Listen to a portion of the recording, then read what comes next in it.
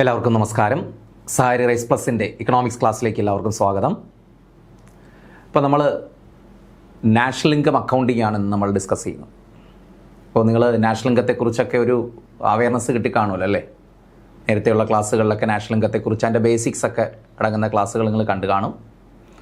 അപ്പോൾ ഇന്ന് നമ്മൾ ഒരു പ്രധാനപ്പെട്ട ടോപ്പിക്കാണ് methods of calculating national income, അല്ലെങ്കിൽ methods of measuring national income എന്ന് പറയുന്നത്.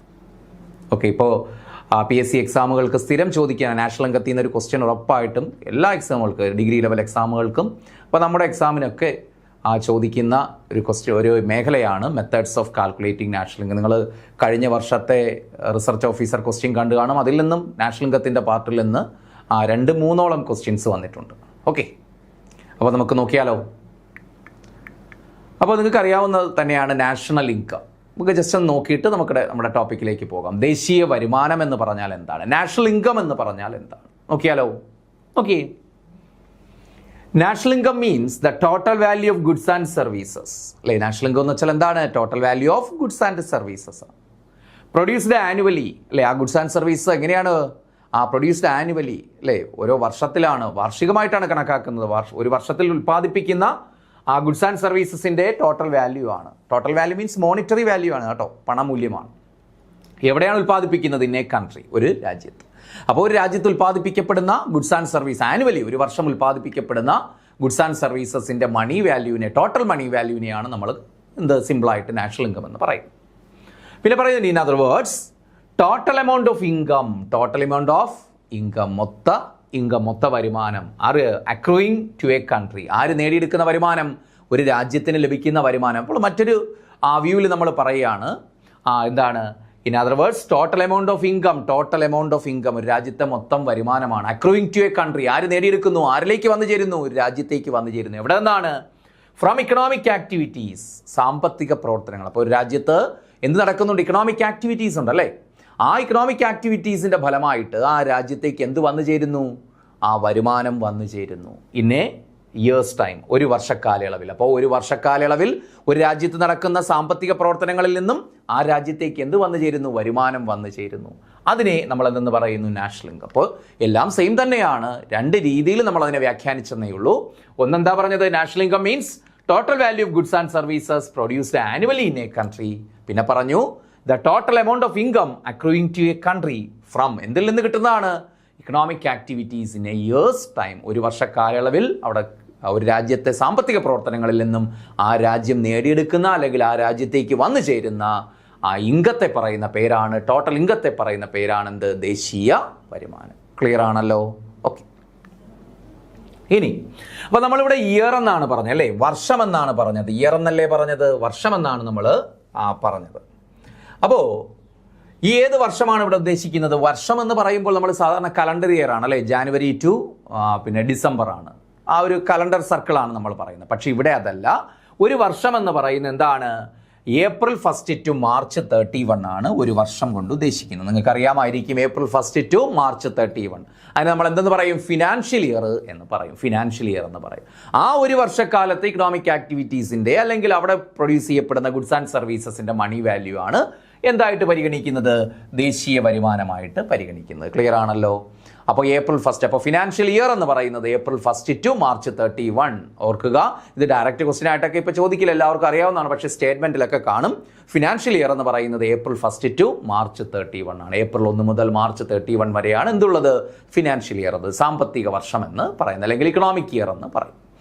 അപ്പോൾ നിങ്ങൾ അറിഞ്ഞിരിക്കേണ്ട ഒരു കാര്യം ഞാൻ അഡീഷണൽ ഫാക്റ്റായിട്ട് പറയുകയാണ്. ഈ financial year April 1 to March 31 എന്ന് പറയുന്നത് ഇന്ത്യ അക്സെപ്റ്റ് ചെയ്തത് ബ്രിട്ടീഷ് കാലഘട്ടത്തിലാണ്. ഈ ഫിനാൻഷ്യൽ ഇയർ, ഇതിനു മുമ്പ് financial year April 1 to March 31 ആയിരുന്നില്ല. അപ്പോൾ ഇത് ഫോളോ ചെയ്തത്, ഈ April 1 March 31 സർക്കിൾ നമ്മൾ ഫോളോ ചെയ്തത് ഫ്രം 1861 ഓൺവേഴ്സ് ആണ് കേട്ടോ. 1867 ഓൺവേഴ്സ്, 1867 മുതലാണ് എന്ത് ചെയ്യാൻ തുടങ്ങിയത്? നമ്മൾ April 1 to March 31 എന്ന് പറയുന്നത് ആ ഒരു സാമ്പത്തിക വർഷം നമ്മൾ ഫോളോ ചെയ്യാൻ തുടങ്ങിയത്.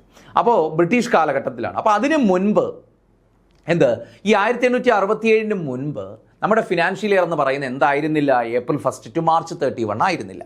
അത് May 1 to, അതെന്നോട്ടെന്ന് പറയാണ്ടേ, May 1 to May 1 മുതൽ April ഏപ്രിൽ 30 വരെ ആയിരുന്നു. ഏപ്രിൽ 30 വരെ. മെയ് 1 ടു മാർച്ച് ഏപ്രിൽ 30 വരെ ആയിരുന്നു. മെയ് 1 മുതൽ ഏപ്രിൽ 30 വരെ ആയിരുന്നു എന്തെന്ന് പറയുന്നത് നമ്മുടെ ഫിനാൻഷ്യൽ ഇയർ. ഏത് വർഷം വരെ? ടിൽ 1867, 1867 വരെ നമ്മുടെ സാമ്പത്തിക വർഷം എന്ന് പറയുന്നത് മെയ് 1 മുതൽ ഏപ്രിൽ 30 വരെ ആയിരുന്നു. അത് പിന്നീട് 1867 ശേഷമാണ് നമ്മൾ ഏപ്രിൽ 1 ടു മാർച്ച് 31 ഫോളോ ചെയ്യാൻ തുടങ്ങിയത്. ഓർത്തിരിക്കുമല്ലോ, ഇതുകൂടി ഓർത്തിരിക്കുക. ഒരു അഡീഷണൽ ഫാക്റ്റ് ആണ്, നോട്ട് ചെയ്ത് പഠിക്കുക. ഓക്കെ, ഇനി നമ്മൾ നമ്മുടെ ടോപ്പിക്കിലേക്ക് പോകുന്നു. Methods of measuring national income, ദേശീയ വരുമാനം അളക്കുന്ന രീതികൾ. Methods of measuring national income അല്ലെങ്കിൽ methods of calculating national income എന്ന് പറയും. Okay, there are 3 methods for measuring national income. ദേശീയ വരുമാനം അളക്കുന്നതിന് പ്രധാനമായിട്ടും എത്ര മെത്തേഡ്സ് ഉണ്ട്? There are 3 methods of measuring national income. ദേശീയ വരുമാനം അളക്കുന്നതിന് പ്രധാനമായിട്ടും 3 രീതികളാണുള്ളത്. ഒന്ന് product method or value added method, 2 expenditure method, 3 income method. ഇങ്ങനെ 3 മെത്തേഡ്സിലൂടെയാണ് നമ്മൾ നാഷണൽ ഇൻകം കാൽക്കുലേറ്റ് ചെയ്യുന്നത്. ഏത് മെത്തേഡിലൂടെ കാൽക്കുലേറ്റ് ചെയ്താലും അതിൻ്റെ വാല്യൂ എന്തായിരിക്കണം? സെയിം ആയിരിക്കണം. ഓക്കെ, അപ്പോൾ പ്രോഡക്റ്റ് മെത്തേഡ്, അതിൻ്റെ മറ്റൊരു പേരെന്താണ്? വാല്യൂ ആഡഡ് മെത്തേഡ് എന്ന് പറയും. മലയാളത്തിൽ പറഞ്ഞാൽ ഉൽപ്പന്ന രീതി അല്ലെങ്കിൽ കൂട്ടിച്ചേർത്ത മൂല്യരീതി എന്ന് പറയും കേട്ടോ. ഉൽപ്പന്ന രീതി അല്ലെങ്കിൽ എന്ത് പറയും? വാല്യൂ ആഡഡ് മെത്തേഡ്, കൂട്ടിച്ചേർത്ത മൂല്യരീതി എന്ന് പറയും. 2 എക്സ്പെൻഡിച്ചർ മെത്തേഡ്, ചിലവ് രീതി എന്ന് പറയും, ചിലവ് രീതി. 3 ഇൻകം മെത്തേഡ്, വരുമാന രീതി എന്നും പറയും. അങ്ങനെ ഈ 3 മെത്തേഡ്സ് ആണുള്ളത് അല്ലേ. ഈ 3 മെത്തേഡ്സിലൂടെയാണ് നമ്മൾ എന്ത് കാൽക്കുലേറ്റ് ചെയ്യുന്നത്? ദേശീയ വരുമാനം കണക്കാക്കുന്നത്. ഓക്കെ ആണല്ലോ. അപ്പോൾ ഒന്നുകൂടി പറയാം. Product method or value added method, second one expenditure method and third one income method. നമ്മൾ ആദ്യത്തെ മെത്തേഡ് പഠിക്കുന്നു, product method or value added method. Product method or value added method, ഉൽപ്പന്ന രീതി അല്ലെങ്കിൽ കൂട്ടിച്ചേർത്ത മൂല്യരീതി എന്ന് പറയും. ആദ്യത്തെ മെത്തേഡാണ്. നമുക്ക് നോക്കാം എങ്ങനെ കാൽക്കുലേറ്റ് ചെയ്യുന്നത്. According to this method, gross value added of all final goods and services produced in a country during a year is calculated. അപ്പോൾ ഓർക്കുക, ആ സ്റ്റേറ്റ്മെന്റിലൊക്കെ വരും ഈ പ്രോഡക്റ്റ് മെത്തേഡിൽ അല്ലെങ്കിൽ വാല്യൂ ആഡഡ് മെത്തേഡ് അനുസരിച്ച് ദേശീയ വരുമാനം നാഷണൽ ഇൻകം എങ്ങനെയാണ് കാൽക്കുലേറ്റ് ചെയ്യുന്നത്? According to this method the gross value added, gross value added മൊത്തം കൂട്ടിച്ചേർത്ത മൂല്യം എന്ന് പറയും. ഗ്രോസ് വാല്യൂ ആഡഡ് നമുക്ക് ചുരുക്കി എന്തെന്ന് എഴുതാം? GVA എന്ന് എഴുതാം. Gross value added, GVA. അപ്പോൾ ഈ മെത്തേഡ് അനുസരിച്ച് എന്താണ് ആദ്യം കാൽക്കുലേറ്റ് ചെയ്യുന്നത്? ഗ്രോസ് വാല്യൂ ആഡഡ് അല്ലേ, മൊത്തം കൂട്ടിച്ചേർത്ത മൂല്യം. അതിന് എന്തൊക്കെയാണെന്ന് നമ്മൾ ഇനി പറഞ്ഞു വരുമ്പോൾ നിങ്ങൾക്ക് മനസ്സിലാവും. അപ്പോൾ നമ്മൾ എന്ത് ചെയ്യുന്നു? ഗ്രോസ് വാല്യൂ ആഡഡ് കൺസിഡർ ചെയ്യുന്നു. ആരുടെയാണ്? Of all final goods and services. Of all final goods and services, ഒരു ഇക്കോണമിയിൽ പ്രൊഡ്യൂസ് ചെയ്യപ്പെടുന്ന എന്തിൻ്റെ? ഫൈനൽ ഗുഡ്സ് ആൻഡ് സർവീസസിന്റെ അന്തിമ സാധന സേവനങ്ങളുടെ ഗ്രോസ് വാല്യൂ ആഡഡ് കൺസിഡർ ചെയ്യുന്നു. എന്താ? ഗുഡ്സ് ആൻഡ് സർവീസ് എവിടെ ഉൽപ്പാദിപ്പിച്ചതാകണം? Produced in a country during produced in a country a year ഒരു വർഷം ഒരു ഇക്കോണമിയിൽ ഉൽപ്പാദിപ്പിക്കപ്പെട്ട ഫൈനൽ ഗുഡ്സ് ആൻഡ് സർവീസസിന്റെ എന്ത് പരിഗണിക്കണം? ഗ്രോസ് വാല്യൂ ആഡഡ് പരിഗണിക്കുന്നു. അങ്ങനെ പരിഗണിച്ചുകൊണ്ട് അത് കാൽക്കുലേറ്റ് ചെയ്തുകൊണ്ട് നാഷണൽ ഇൻകം മെഷർ ചെയ്യുന്ന ഒരു മെത്തേഡാണ് ഏത്? Product method or value added method. അപ്പോൾ പ്രോഡക്റ്റ് മെത്തേഡിൽ അല്ലെങ്കിൽ വാല്യൂ ആഡഡ് മെത്തേഡിൽ നമ്മൾ കൺസിഡർ ചെയ്യുന്നത് എന്താണ്? ഗ്രോസ് വാല്യൂ ഓഫ് ഔട്ട്പുട്ട് അല്ല. ഓർക്കുക, ഗ്രോസ് വാല്യൂ ആഡഡ് ആണ്. ഓപ്ഷനിൽ വാല്യൂ ഓഫ് ഔട്ട്പുട്ട് എന്ന് കാണും. അല്ല, എന്താണ്? ഗ്രോസ് വാല്യൂ ആഡഡ് ആണ്. മൊത്തം കൂട്ടിച്ചേർത്ത മൂല്യമാണ് പരിഗണിക്കുന്നത്. എന്തിൻ്റെ? ആരുടെയാണ്? Of all final goods and services അല്ലേ. ഫൈനൽ ഗുഡ്സ് ആൻഡ് സർവീസസിന്റെ എവിടെ പ്രൊഡ്യൂസ് ചെയ്യുന്നു? Produce in a country a year അല്ലെങ്കിൽ ഡ്യൂറിങ് എ ഇയർ, ഒരു വർഷക്കാലയളവിൽ ഒരു രാജ്യത്ത് ഉൽപ്പാദിപ്പിക്കപ്പെടുന്ന ഫൈനൽ ഗുഡ്സ് ആൻഡ് സർവീസസിന്റെ ഗ്രോസ് വാല്യൂ ആഡഡ് ഉണ്ട്. ആ ഗ്രോസ് വാല്യൂ ആഡഡ് എന്ത് ചെയ്യുന്നു? കൺസിഡർ ചെയ്യുന്നു അല്ലെങ്കിൽ അത് കാൽക്കുലേറ്റ് ചെയ്തുകൊണ്ട് നാഷണൽ ഇൻകം മെഷർ ചെയ്യുന്ന ഒരു മെത്തേഡാണ് product method or value added method. ഇതാണ് അതിൻ്റെ ഇൻട്രൊഡക്ഷൻ എന്ന് പറയുന്നത്. ഓക്കെ ആണല്ലോ.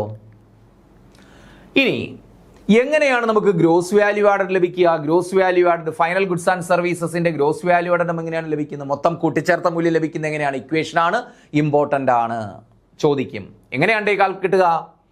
Gross value added is equal to value of output. നമുക്കവിടെ വാല്യൂ ഓഫ് ഔട്ട്പുട്ട് വേണം കേട്ടോ. വാല്യൂ ഓഫ് ഔട്ട്പുട്ട് വേണം. നമ്മൾ വാല്യൂ ആഡഡ് എന്ന് പറഞ്ഞാലും വാല്യൂ ഓഫ് ഔട്ട്പുട്ട് ഉണ്ട് അവിടെ. Value of output minus value of intermediate consumption. Value of output minus value of intermediate consumption. കാരണം ഫൈനൽ ഗുഡ്സിന്റെ ഔട്ട്പുട്ട് വാല്യൂ ആദ്യം എടുക്കുന്നു. ആ ഔട്ട്പുട്ട് വാല്യൂവിൽ നിന്ന് എന്ത് കുറച്ചാൽ മതി? ഇന്റർമീഡിയറ്റ് കൺസംഷൻ കുറയ്ക്കണം. ഇന്റർമീഡിയറ്റ് കൺസംഷൻ മീൻസ് നമ്മൾ മധ്യമ സാധനമായിട്ട് റോ മെറ്റീരിയൽസ് ആയിട്ട് ഏതെങ്കിലും ഗുഡ് ഉപയോഗിച്ചിട്ടുണ്ടെങ്കിൽ അതിൻ്റെ വാല്യൂ നമ്മൾ എന്ത് ചെയ്യണം? കുറയ്ക്കണം. ഇതാണ് എന്ത്? ഗ്രോസ് വാല്യൂ ആഡിൻ്റെ ഇക്വേഷൻ. അപ്പോൾ അത് കൂടെ പഠിക്കുക. എന്താണ് എങ്ങനെയാണ് ഗ്രോസ് വാല്യൂ ആഡ് കിട്ടുക? GVA is equal to value of output. Value of output എന്ന് പറഞ്ഞാൽ ഉൽപ്പാദിപ്പിക്കപ്പെട്ട സെയിൽ ചെയ്യപ്പെട്ട സാധനം അതിൻ്റെ വില കൊണ്ട് മൾട്ടിപ്ലൈ ചെയ്താൽ മതി. ഇപ്പോൾ ഒരു സാധനം 10 യൂണിറ്റ് ഉൽപ്പാദിപ്പിച്ചു. ആ 10 യൂണിറ്റ്, ഒരു യൂണിറ്റിന് 10 രൂപ. അപ്പോൾ 10 × 10 അതാണ് ഔട്ട്പുട്ട് വാല്യൂ എന്ന് പറയുന്നത്, വാല്യൂ ഓഫ് ഔട്ട്പുട്ട് എന്ന് പറയുന്നത്. ആ വാല്യൂ ഓഫ് ഔട്ട്പുട്ടിൽ എന്ത് കുറയ്ക്കണം? Value of intermediate consumption. അവർ ഏതെങ്കിലും തരത്തിൽ ഇൻ്റർമീഡിയറ്റ് ഗുഡായിട്ട്, ഫോർ എക്സാമ്പിൾ ഇപ്പോൾ ഉദാഹരണം പറയുകയാണെങ്കിൽ ഇപ്പോൾ ബ്രെഡ് അല്ലേ, ബ്രെഡ് എന്ന് പറയുന്ന ഒരു ഫൈനൽ ഗുഡാണ്. ആ ബ്രെഡ് ഉൽപ്പാദിപ്പിക്കാനായിട്ട് റോ മെറ്റീരിയൽ ആയിട്ട് എന്ത് ഉപയോഗിക്കാം? വീറ്റ് ഉപയോഗിക്കാം. അപ്പോൾ വീറ്റ് എന്ന് പറയുന്നത് എന്താണ്? ഒരു ഇൻ്റർമീഡിയറ്റ് ഗുഡാണ്. മനസ്സിലായില്ലേ? വീറ്റ് എന്ന് പറയുന്നത് ഒരു ഇൻ്റർമീഡിയറ്റ് ഗുഡാണ്. ഇപ്പോൾ ഉദാഹരണം ടയർ ഒരു ഫൈനൽ ഗുഡാണ്. ടയർ പ്രൊഡ്യൂസ് ചെയ്യാനായിട്ട് ഇൻ്റർമീഡിയറ്റ് ഗുഡായിട്ട് എന്ത്? റബ്ബർ യൂസ് ചെയ്യുന്നുണ്ട്. അപ്പോൾ റബ്ബറിൻ്റെ വാല്യൂ എന്ത് ചെയ്യണം? ടയറിൻ്റെ വാല്യൂവിൽ നിന്ന് കുറയ്ക്കണം. അതെന്തുകൊണ്ടാണെന്ന് ചോദിച്ചാൽ, ഇപ്പോൾ ബ്രെഡ് എന്ന് പറയുന്ന ഒരു ഫൈനൽ ഗുഡാണ്, അതുപോലെ വീറ്റും ഒരു ഫൈനൽ ഗുഡാണ്. ആരുടെയാണ്? ഒരു ഫാർമറുടെ ഫൈനൽ ഗുഡാണ് വീറ്റ്. അപ്പോൾ അത് ആൾറെഡി എന്ത് ചെയ്തിട്ടുണ്ട്? കാൽക്കുലേറ്റ് ചെയ്യപ്പെട്ടിട്ടുണ്ട്. അത് കാൽക്കുലേറ്റ് ചെയ്യപ്പെട്ടിട്ടാണ് എങ്ങോട്ട് വരുന്നത്?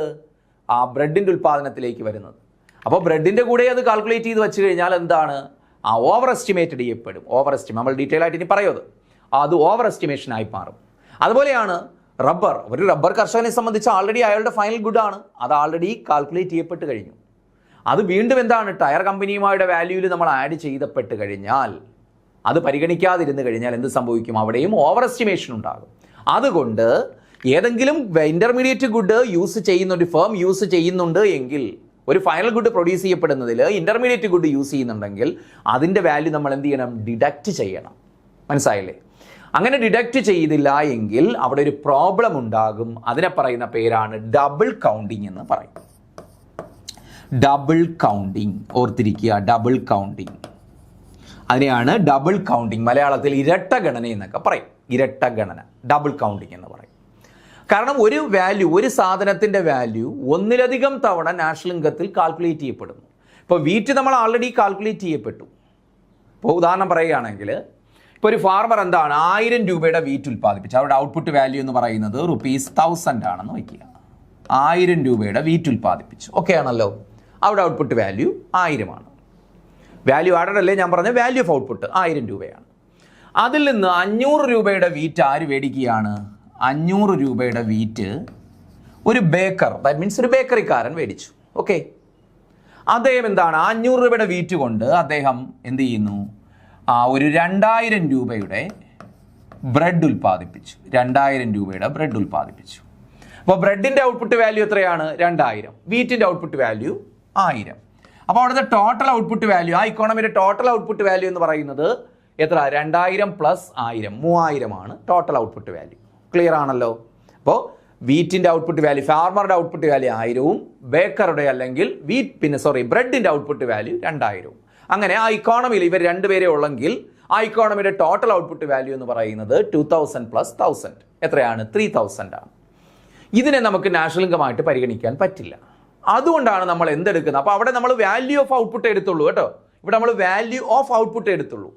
അപ്പോൾ അവിടെ എന്ത് വരുന്നുണ്ട്? ഈ ഡബിൾ കൗണ്ടിങ് വരുന്നുണ്ട്. അപ്പോൾ ആ ഡബിൾ കൗണ്ടിങ് നമ്മൾ ഒഴിവാക്കണം. അത് ഒഴിവാക്കാനാണ് നമ്മൾ ഏത് മെത്തേഡ് യൂസ് ചെയ്യുന്നത്? വാല്യൂ ആഡഡ് മെത്തേഡ് യൂസ് ചെയ്യുന്നത്. വാല്യൂ ഓഫ് ഔട്ട്പുട്ട് എടുക്കാതെ വാല്യൂ ആഡഡ് എടുക്കുന്നത് ഈ ഡബിൾ കൗണ്ടിങ് ഒഴിവാക്കാനാണ്. അപ്പോൾ അതിനുവേണ്ടി നമ്മൾ എന്ത് ചെയ്യും? ഇവിടെ ഫാർമർ എന്ത് ഉപയോഗിക്കുന്നില്ല? പിന്നെ റോ മെറ്റീരിയൽ ഉപയോഗിക്കുന്നതായിട്ട് ഇവിടെ പറയുന്നില്ല. ഓക്കെ, ഇവിടെ എന്താണ്, ആരാണ് യൂസ് ചെയ്യുന്നത്? 500 രൂപയുടെ വീറ്റ് ഉപയോഗിച്ചാണ് ബേക്കർ എന്ത് ഉൽപ്പാദിപ്പിച്ചത്? 2000 രൂപയുടെ ബ്രെഡ് ഉൽപ്പാദിപ്പിച്ചത്. ഈ 500 ആൾറെഡി ഏതിനകത്തുണ്ട്? ഈ 1000-നകത്ത് കിടപ്പുണ്ട്. അത് ആൾറെഡി നാഷണൽ ഇൻകത്തിൽ വന്നു കഴിഞ്ഞു. അതിൽ നിന്നാണ് 500 രൂപയുടെ വീറ്റ് ഉപയോഗിച്ച് അദ്ദേഹം എന്ത് ചെയ്തത്? ബേക്കർ 2000 രൂപയുടെ ബ്രെഡ് ഉൽപ്പാദിപ്പിച്ചു. അപ്പോൾ ബ്രെഡിനകത്ത് എന്തുണ്ട്? 500 രൂപയുടെ വീറ്റ് അതിനകത്ത് കിടപ്പുണ്ട്. അപ്പോൾ ഇവിടെ എന്താണ്? ഈ 500 രൂപയുടെ വീറ്റ് 2 തവണ കൗണ്ട് ചെയ്യപ്പെട്ടു ഇല്ലേ? 500 രൂപയുടെ വീറ്റ് എത്ര തവണ കൗണ്ട് ചെയ്യപ്പെട്ടേ? 2 തവണ കൗണ്ട് ചെയ്യപ്പെട്ടു. It is called double counting. ഇതിനെന്താന്ന് പറയുന്നു? Double counting. അതായത് ഒരു സാധനത്തിൻ്റെ മൂല്യം ഒന്നിലധികം തവണ കൗണ്ട് ചെയ്യപ്പെടുന്നതിനെയാണ് ഡബിൾ കൗണ്ടിങ്. അവിടെ ഇങ്ങനെ കൂട്ടി വെച്ചാൽ എന്ത് സംഭവിക്കും? ഈ 3000 എന്താണ്? ഓവർ എസ്റ്റിമേഷൻ ആണ്. അത് നമ്മുടെ റിയൽ നാഷണൽ ഇൻകം അല്ല. അപ്പോൾ അതിന് നമ്മൾ എന്ത് ചെയ്യണം? ഈ ഇൻ്റർമീഡിയറ്റ് ഗുഡ്സിൻ്റെ വാല്യൂ കുറയ്ക്കണം. ഇവിടെ ഇൻ്റർമീഡിയറ്റ് ഗുഡ് വീറ്റാണ്. അതായത് വീറ്റ് ഉപയോഗിച്ച് ഫൈനൽ ഗുഡ് ഏതാണ്? വീറ്റ് ഉപയോഗിച്ച് കിട്ടിയ ഫൈനൽ ഗുഡ് എന്ന് പറയുന്നത് ബ്രെഡാണ്. അപ്പോൾ ബ്രെഡിൻ്റെ ഔട്ട്പുട്ട് വാല്യൂവിൽ നിന്നും ആ ബേക്കർ ഉപയോഗിച്ച ഇൻ്റർമീഡിയറ്റ് ഗുഡ്സ് ആയ വീറ്റിൻ്റെ വാല്യൂ കുറയ്ക്കണം. അപ്പോൾ 2000 മൈനസ് 500 എത്ര കിട്ടും? 1500. ആ 1500 എന്തിൻ്റെ ഔട്ട്പുട്ട് വാല്യൂ, എന്തിൻ്റെ വാല്യൂ ആഡഡ് എന്ന് പറയുന്നത്? ബ്രെഡിൻ്റെ വാല്യൂ ആഡഡ്. ആ 1500 ഈ 1000 കൂടെ കൂട്ടുമ്പോൾ എന്ത് വരും? 2500. നേരത്തെ നമുക്ക് 3000 അല്ലേ കിട്ടിയത്, ഇപ്പോൾ യഥാർത്ഥത്തിൽ 2500 ഉള്ളൂ. ഈ 2500 എന്ന് പറയുന്ന വാല്യൂ ആഡഡ് ആണ്. ഇതാണ് നാഷണൽ ഇൻകത്തിൽ പരിഗണിക്കുന്നത്, പ്രോഡക്റ്റ് മെത്തേഡ് അനുസരിച്ച് പരിഗണിക്കേണ്ടത്. മനസ്സിലായല്ലോ?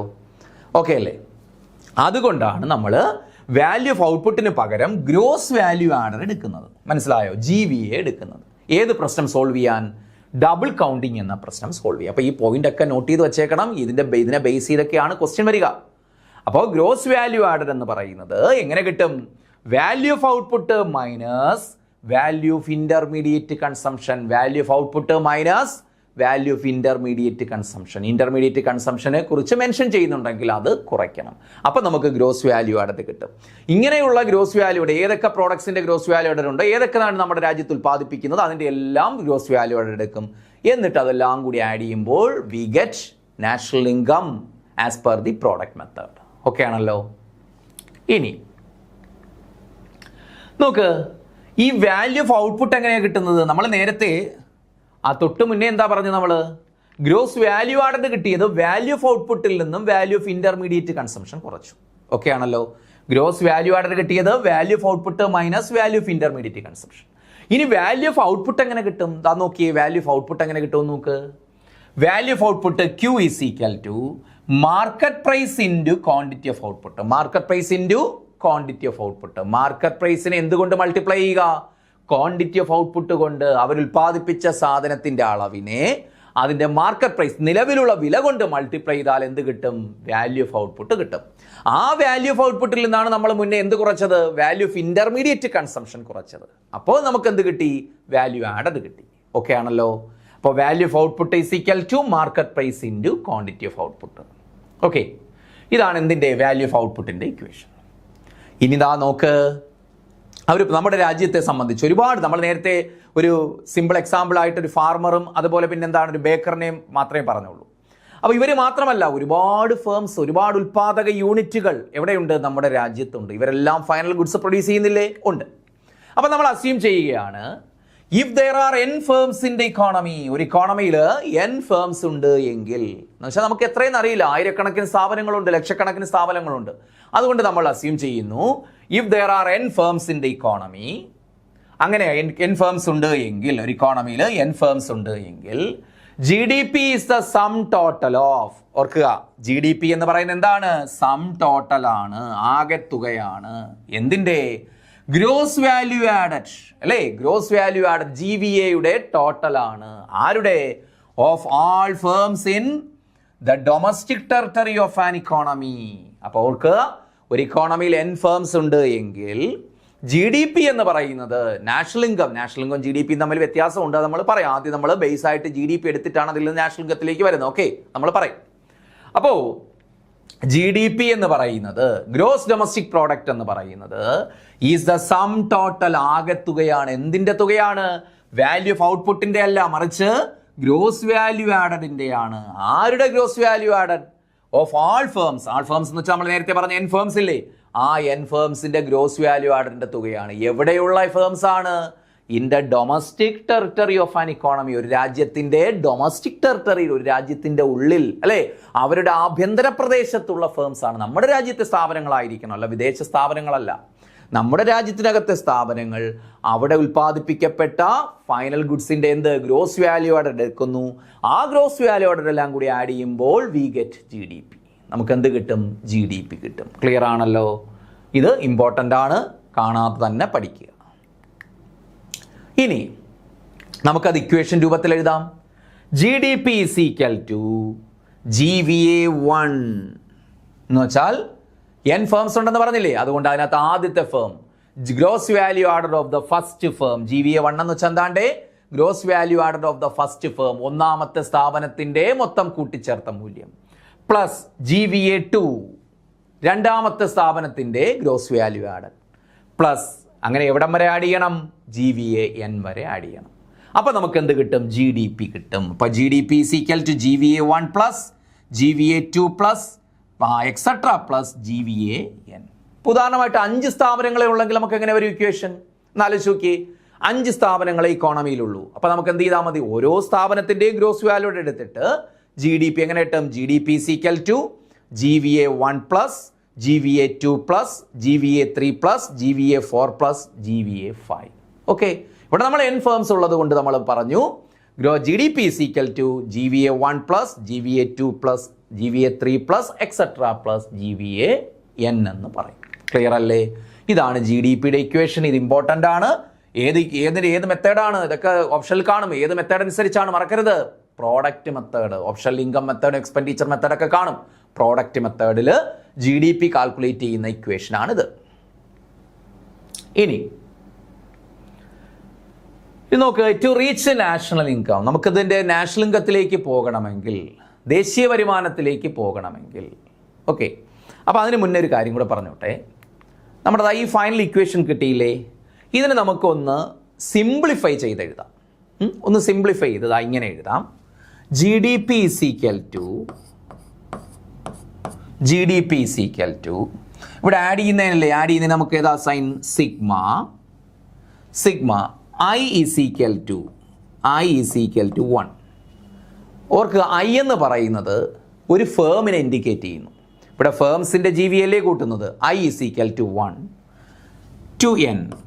അപ്പോൾ ഇത് വായിക്കുന്നത് എങ്ങനെയാണ്ടേ?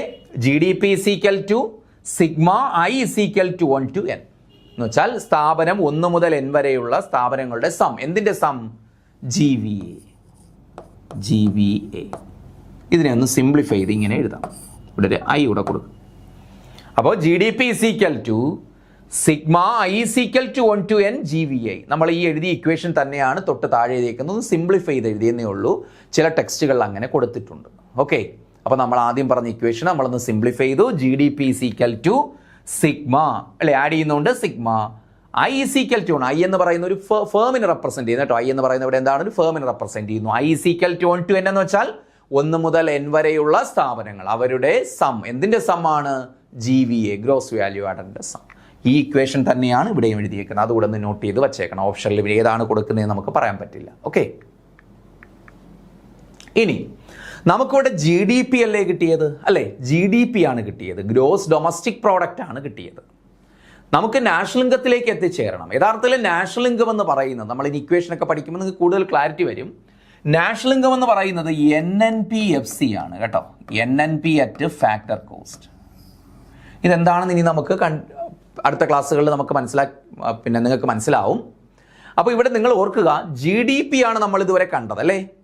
നമുക്ക് വേണ്ടത് നാഷണൽ ഇൻകം ആണ്. നാഷണൽ ഇൻകം എന്ന് പറയുന്നത് ടെക്നിക്കലി NNPFC ആണ്, net national product at factor cost. എന്താണ് NNPFC?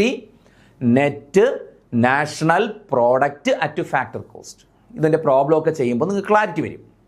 അപ്പോൾ അതാണ് NNPFC. അപ്പോൾ ഇതിനകത്ത് നമുക്ക് NNPFCയിലേക്ക് എത്തിച്ചേരണം. NNPFC ആണ് നാഷണൽ ഇൻകം. അതിലേക്ക് എത്തിച്ചേരണമെങ്കിൽ നമ്മുടെ കയ്യിൽ എന്തേ ഉള്ളൂ? GDP അല്ലേ ഉള്ളൂ. അപ്പോൾ ആദ്യം നിങ്ങൾ എന്ത് കാണണം? GNP കാണണം, ഗ്രോസ് നാഷണൽ പ്രോഡക്റ്റ്. ഇതിനെക്കുറിച്ചുള്ള ക്ലാസ്സുകളൊക്കെ നിങ്ങൾ ആൾറെഡി കേട്ട് കാണും അല്ലേ, കണ്ടു കാണും. GDP, GNP, ആ കോൺസെപ്റ്റുകളെ കുറിച്ചൊക്കെ പറയുന്ന ക്ലാസ്. അപ്പോൾ നമ്മൾ GDP നേരെ എങ്ങോട്ട് വരുന്നു? GNPയിലേക്ക് വരുന്നു. GNP എന്ന് പറഞ്ഞാൽ എന്താണ്? നമുക്ക് നേരത്തെ കിട്ടിയ GDP ഇല്ലേ, ആ GDPയോടൊപ്പം എന്ത് കൂട്ടണം? NFIA കൂട്ടണം. എന്താണ് ഈ NFIA? അതും നിങ്ങൾ കേട്ട് കാണുമല്ലേ, ക്ലാസ് കണ്ടു കാണുമല്ലോ. NFI എന്ന് വെച്ചാൽ net factor income from abroad അല്ലേ. Net factor income from abroad. എന്താണ് NFIA? അതായത് നമുക്ക് നമ്മുടെ ഫാക്ടറിങ്, അതായത് വിദേശത്തുനിന്ന് നമ്മുടെ ആളുകൾക്ക് കിട്ടിയ, നമ്മുടെ ഡൊമസ്റ്റിക് ഇക്കോണമിയിലെ ആളുകൾക്ക് കിട്ടിയ ഫാക്ടർ ഇൻകത്തിൽ നിന്നും നമ്മുടെ ഇക്കോണമിയിൽ നിന്നും വിദേശികൾക്ക് ലഭിച്ച ഫാക്ടർ ഇൻകം എന്ത് ചെയ്യണം? ഡിഡക്റ്റ് ചെയ്യണം. എന്ന് സിമ്പിളായിട്ട് പറഞ്ഞാൽ, വിദേശത്തുനിന്ന് നമുക്ക് ലഭിച്ച ഫാക്ടർ ഇൻകത്തിൽ നിന്നും വിദേശികൾക്ക് നമ്മുടെ രാജ്യത്ത് നിന്ന് ലഭിച്ച ഫാക്ടർ ഇൻകം കുറയ്ക്കുന്നതാണ് NFI. ആ ക്ലാസ്സുകളിൽ നിങ്ങൾ ക്ലാരിറ്റി വന്ന് കാണും. അതാണ് NFI, net factor income from abroad. അപ്പോൾ ആ GDPയോടൊപ്പം NFI ആഡ് ചെയ്യുമ്പോൾ നമുക്ക് എന്ത് കിട്ടും? GNP കിട്ടും.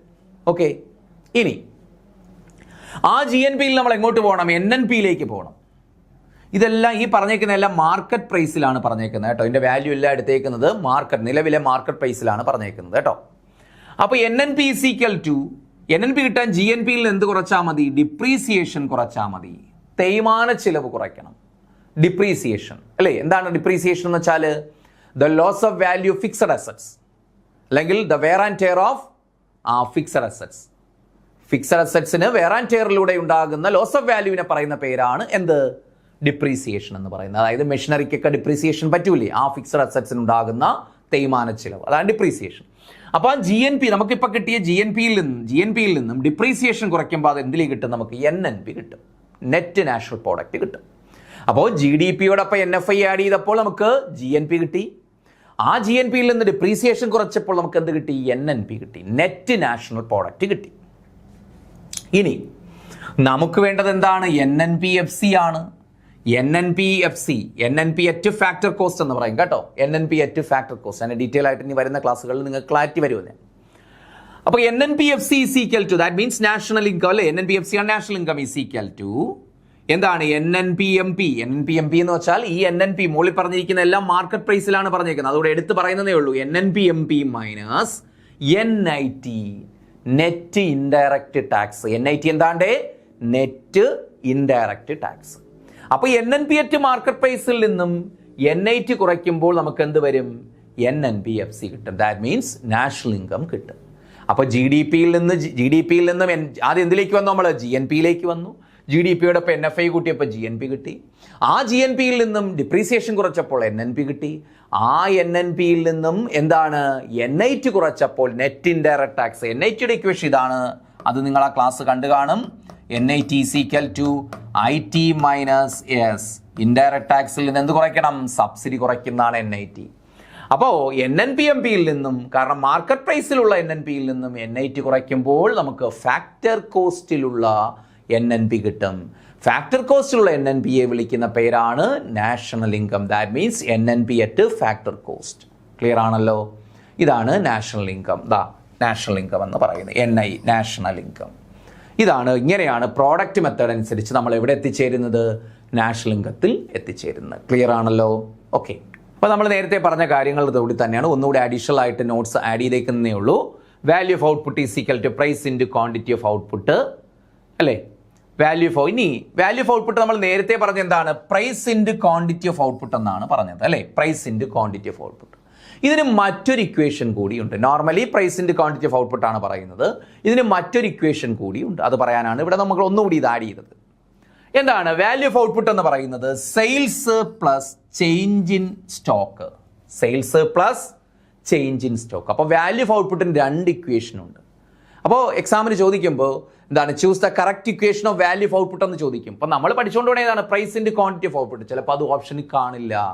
പകരം ഏത് തരും? Sales plus change in stock തരും. അപ്പോൾ ഓർക്കുക, വാല്യൂ ഓഫ് ഔട്ട്പുട്ടിന് രണ്ട് ഇക്വേഷൻ ഉണ്ട്. നമുക്ക് വാല്യൂ ആഡഡ് മെത്തേഡ് അനുസരിച്ച് വാല്യൂ ആഡഡ് കാണണമെങ്കിൽ ആദ്യം വാല്യൂ ഓഫ് ഔട്ട്പുട്ട് വേണമല്ലോ. അത് രണ്ട് രീതിയിൽ കാൽക്കുലേറ്റ് ചെയ്യാം. ഒന്ന് price into quantity of output, മറ്റൊന്ന് സെയിൽസ്. കാരണം ഒരു സ്ഥാപനം ഉൽപ്പാദിപ്പിക്കുന്ന എല്ലാ സാധനങ്ങളും എന്ത് ചെയ്യപ്പെടില്ല? വിറ്റ് പോകില്ല അല്ലേ? അപ്പോൾ അതിൽ കുറച്ചെണ്ണം, ഇപ്പോൾ ഒരു 1000 യൂണിറ്റ് ഉൽപ്പാദിപ്പിച്ചു, ഏതെങ്കിലും ഒരു സാധനം 1000 യൂണിറ്റ് ഉൽപ്പാദിപ്പിച്ചു, അതിൽ 800 എണ്ണം വിറ്റുപോയി. അപ്പോൾ സെയിൽസ് എത്രയാണ്? 800. അപ്പോൾ സെയിൽസിൻ്റെ വാല്യൂ 800ഉം അതിൻ്റെ മാർക്കറ്റ് പ്രൈസ് കൊണ്ട് മൾട്ടിപ്ലൈ ചെയ്താൽ മതി. സെയിൽസ് പ്ലസ് ബാക്കിയുള്ളത് എന്താണ്? അവർ നെക്സ്റ്റ് ഇയറിലേക്ക് അവർ കൂട്ടിച്ചേർക്കും അല്ലേ? അതിനെ നമ്മൾ ഇൻവെൻ്ററി എന്ന് പറയും. ഇൻവെൻ്ററി അല്ലെങ്കിൽ സ്റ്റോക്ക് എന്ന് പറയും.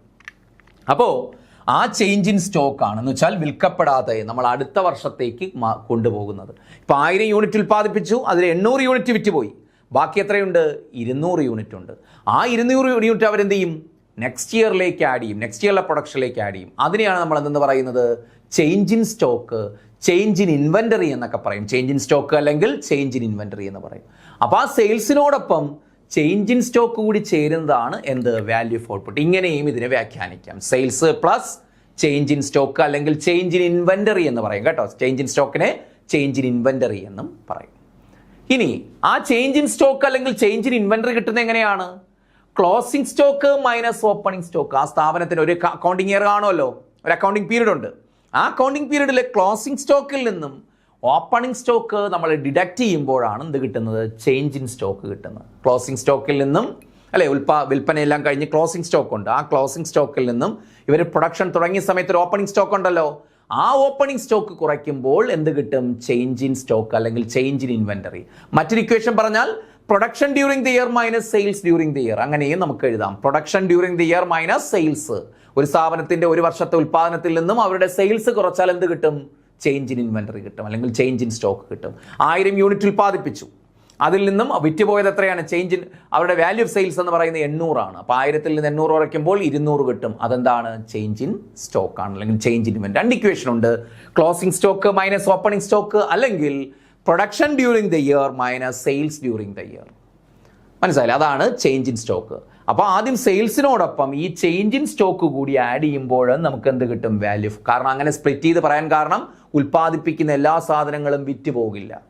അപ്പോൾ ആ വിറ്റതിനോടൊപ്പം എന്താണ് ബാക്കിയുള്ളതുണ്ടല്ലോ, ചേഞ്ച് ഇൻ സ്റ്റോക്ക്, അത് അടുത്ത വർഷത്തേക്ക് ആഡ് ചെയ്യും. അതുകൂടി ചേർക്കുന്നതാണ് എന്ത്? വാല്യൂ ഓഫ് ഔട്ട്പുട്ട് എന്ന് പറയുന്നത്. Value of output. ഓക്കെ, അപ്പോൾ വാല്യൂ ഓഫ് ഔട്ട്പുട്ട് 2 ഇക്വേഷൻ കാണാതെ പഠിക്കുക. Price into quantity of output, അല്ലെങ്കിൽ sales plus change in stock. Change in സ്റ്റോക്കിന്റെ equation closing stock minus opening stock. Change in സ്റ്റോക്കിന് നമ്മൾ എന്തെന്ന് പറയും? ചേഞ്ച് ഇൻ ഇൻവെന്ററി എന്നും പറയാറുണ്ട്. ചേഞ്ച് ഇൻ ഇൻവെന്ററി എന്നും പറയാറുണ്ട്. അപ്പോൾ closing stock minus opening stock ആണ്. അല്ലെങ്കിൽ നമുക്ക് ആ ഇക്വേഷൻ എങ്ങനെ എഴുതാം? Production during the year minus sales during the year. Clear ആണല്ലോ? ഇനി the main advantage of the value added method is that it eliminates the problem of double counting. ഒരുപാട് തവണ ചോദിച്ചിട്ടുള്ളതാണ്. The main advantage of the value added method is that it eliminates the problem of double counting. നമ്മൾ discuss ചെയ്തല്ലേ?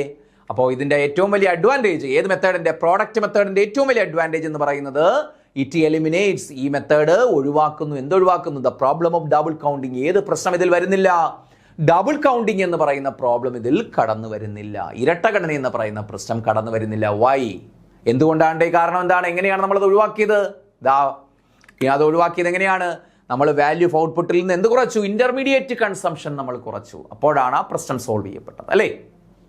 ഇനി double counting occurs. എപ്പോഴാണ് double counting ഉണ്ടാകുന്നത്? Double counting occurs when the value of good is included more than once in the calculation of national income. അല്ലേ? Double counting occurs when the value of good is included more than once in the calculation of national income. ദേശീയ വരുമാനം കണക്കാക്കലിൽ ഒന്നിലധികം തവണ ഒരു സാധനത്തിന്റെ മൂല്യം include ചെയ്താൽ ഏത് പ്രശ്നം വരും? ഡബിൾ കൗണ്ടിങ് എന്ന പ്രശ്നം ഉണ്ടാകും. അങ്ങനെയാണ് ഡബിൾ കൗണ്ടിങ്, നമ്മൾ നേരത്തെ പറഞ്ഞത് ഓർമ്മയുണ്ടല്ലോ, ഡബിൾ കൗണ്ടിങ് എന്ന പ്രശ്നം ഉണ്ടാകുന്നത്. അപ്പോൾ ഡബിൾ കൗണ്ടിങ് എങ്ങനെയാണ് ഉണ്ടാകുന്നത്? ഡബിൾ കൗണ്ടിങ് occurs എപ്പോഴാ? when the value of good is included more than once in calculation of national income. ദേശീയ വരുമാനം കണക്കാക്കലിൽ ഒരു സാധനത്തിന്റെ മൂല്യം ഒന്നിലധികം തവണ ഇൻക്ലൂഡ് ചെയ്യപ്പെടുന്നു. that problem is called double counting. ഇല്ലേ? അതിന്റെ സൊല്യൂഷൻ നമ്മൾ പറഞ്ഞു. സൊല്യൂഷൻ എന്താണ്? Calculate GVA. അത് ഒഴിവാക്കാനാണ് എന്ത് കാൽക്കുലേറ്റ് ചെയ്തത്? ഗ്രോസ് വാല്യൂ ആഡഡ് എടുത്തത്, അല്ലേ? GVA എങ്ങനെ കിട്ടിയത് നമുക്ക്? Value of output minus value of intermediate consumption. Value of ഔട്ട്പുട്ടിൽ നിന്ന് നമ്മൾ എന്ത് കുറച്ചു? വാല്യൂ ഓഫ് ഇന്റർമീഡിയറ്റ് കൺസംഷൻ കുറച്ചു. അപ്പം നമുക്ക് GVA കിട്ടി. ഏത് പ്രശ്നം സോൾവ് ആയി? ഡബിൾ കൗണ്ടിങ് എന്ന പ്രശ്നം സോൾവ് ആയി. ക്ലിയർ ആണല്ലോ? അപ്പോൾ ക്ലാസ് മനസ്സിലായി കാണുമെന്ന് കരുതുന്നു. അപ്പോൾ നെക്സ്റ്റ് ക്ലാസ്സിൽ കാണാം. Okay, thank you.